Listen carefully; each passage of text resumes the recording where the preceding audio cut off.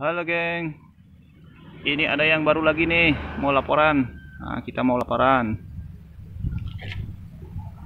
Ini di depan kita ada seri double sus dari Trill dengan seri US 1.0. Tentunya ini yang terbaru lagi. Terus, inovasi tiada henti bagi saya, mutunya. Terus untuk warnanya kalian bisa lihat ini hijau, green dengan stripping orange. Jadi tampilannya seperti ini. Terus untuk isiannya apa saja yang terpasang selalu saya akan ajak mengintip. Ayo kita mulai. Mulai dari handlebar. Untuk handlebarnya dia itu ngeflat dengan panjang 760 mm atau 76 cm. Maksud saya 76 cm atau 760 mm. Intinya segitu. Panjangnya, jadi dia sudah lebar. Membuat saat dikendarai tangan kita agak kembang. Jadi tampilan lebih gagah. Terus untuk brake rem dia menggunakan seperti biasa rem hidrolis dari Shimano dengan seri MT200. Jadi ini untuk level main standar dia sudah cukup. Terus untuk shifternya menggunakan M4 dari Sunrise.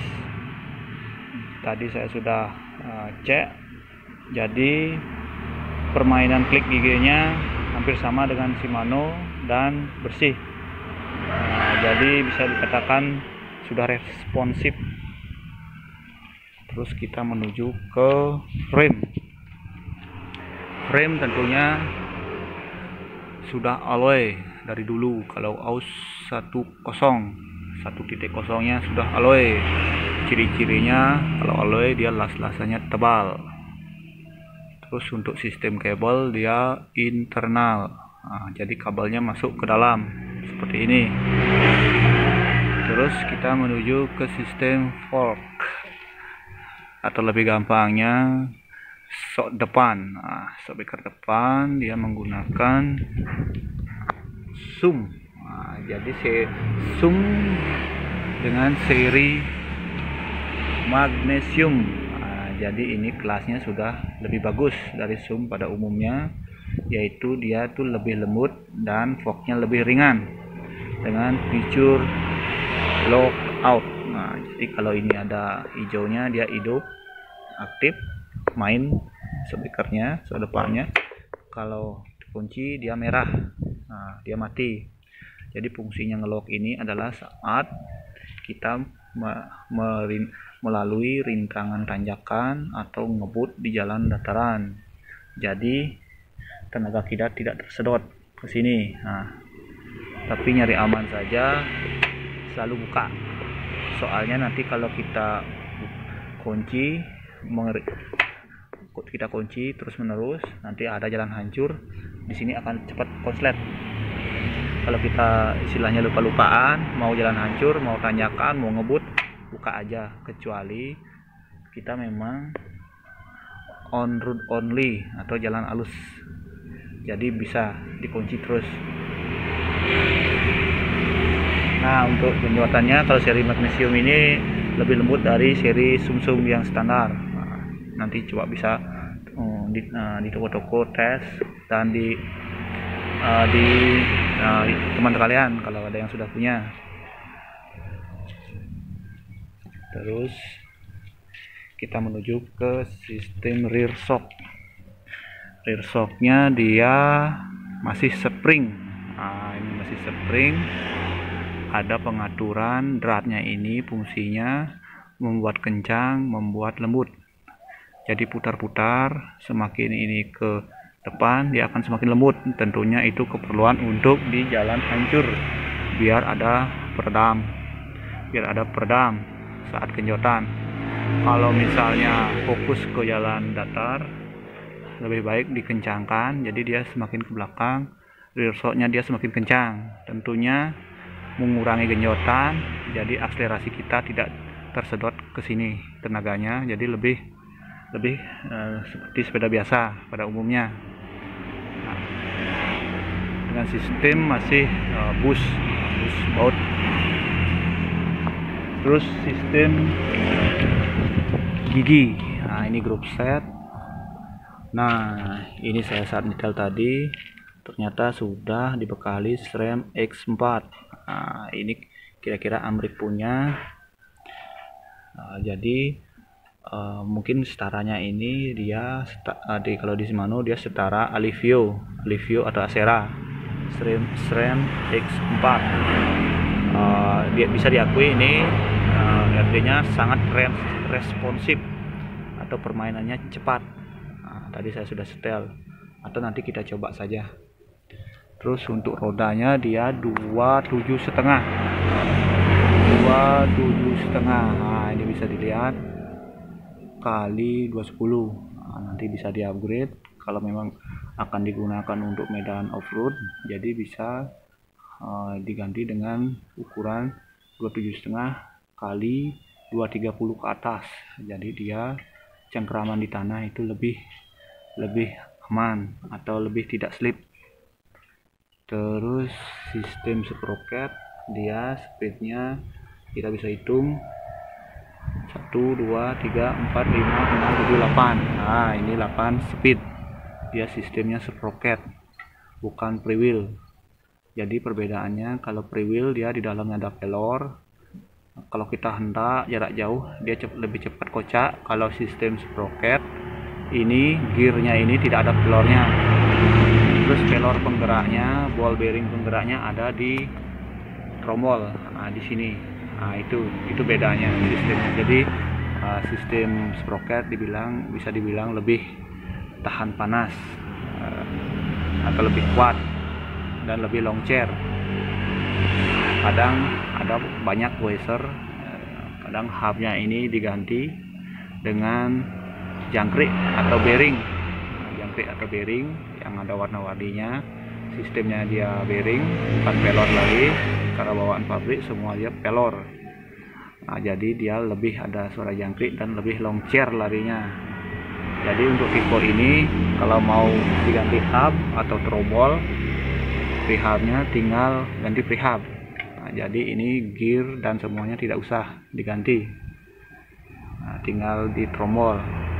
Lain dengan sistem freewheel, kita harus total ganti prehub atau tromol, ganti upgrade dari freewheel ke sprocket, ganti gear juga.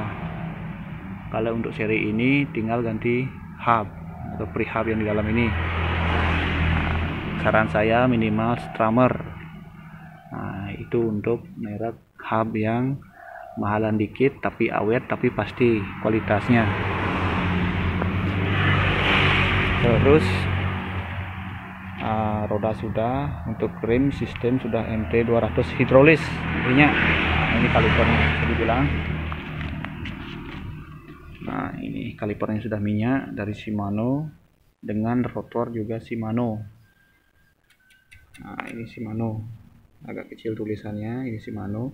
Jadi ini untuk rotornya support Shimano, dan kaliper Shimano pakamnya setingkat lebih pakam dari ketimbang rotornya masih standar. Jadi itu saja, ditambah lagi dengan sistem BB, bottom bracketnya dia sudah menggunakan BB kotak. BB kotak itu seperti ini, bukan pelor lagi, dia bearing plaher dalamnya, jadi jaminan kekuatan, tahan lama. Terus apalagi sepertinya hal yang perlu dibicarakan atau dibahas hanya sekian saja. Jadi ini harga itu kisaran intinya di bawah 5 juta. Nah, di bawah 5 juta, harga di bawah 5 juta. Untuk yang perlu di upgrade adalah rear shocknya. Nanti bisa ganti dengan yang air atau angin, karena yang angin itu memang pengaturannya itu banyak. Kalau mau on road tinggal kasih angin banyak, kalau main tinggal dikurangin angin. Ada fitur rebound mengatur kelembutan dan kekerasan, ada fitur lockout. Nah, jadi itu lebih lengkap kalau diganti. Tentunya MTB ini